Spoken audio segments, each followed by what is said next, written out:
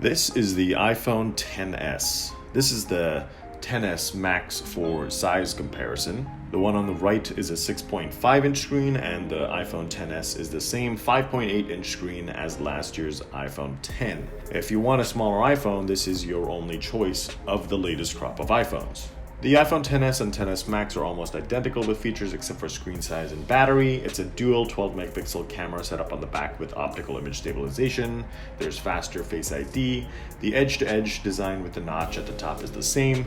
And we think the size in general is more comfortable to hold than the Max. Of course, if you want a bigger screen than this, then the Max is your best bet. It's an OLED screen, and you can use the same gesture navigation system to move around iOS. It's the same gesture navigation that Apple introduced on the iPhone X.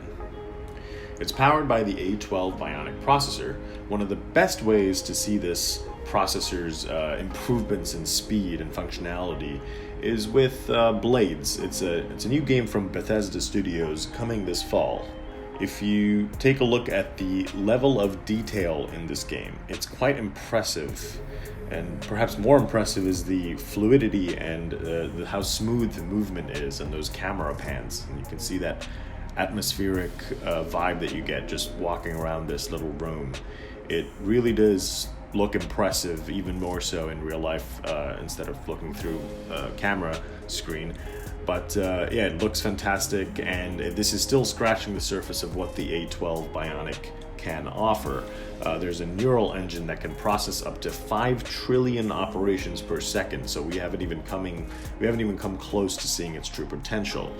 Here's another demo of the power from the A12 Bionic. This is an ARKit 2.0 game called Elementao. You can see how it overlaid this great looking world around me, and the graphics look great, but what's most important is how responsive and smooth it looks. There's not a lot of jitters. It's just sort of responding really well as I pan the camera around the real world. And this is sort of why we're really excited to see where the A12 Bionic processor can take us. The A12 also helps improve the camera, and there are a couple new features with the iPhone XS and the camera. Portrait mode is better than ever before, and there's also a new feature called depth control. So this slider at the bottom lets you adjust the level of blur behind the subject after you take a portrait mode photo. That gives you a little more customizability to share exactly what you want. So you can either remove the blur completely, make it less intense, or just go all the way and make it as blurry as possible for that desired effect. It's pretty neat. There's also Smart HDR, which is another new feature with the new iPhones. So this is a really good example of Smart HDR in action with this photo. Traditional cameras would either overexpose the sun in the background or underexpose the foreground. Apple's Smart HDR essentially takes a lot of photos and combines them with the best from each. That allows you to get a well-balanced photo in high contrast scenarios. You can see just how sharp this photo is too.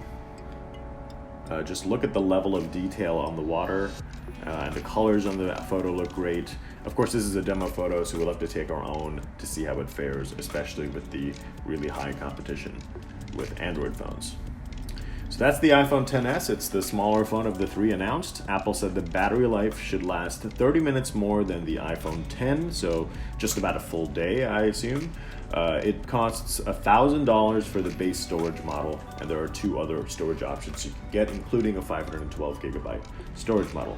Pre-order starts September 14th, and sales kick off on September 21st.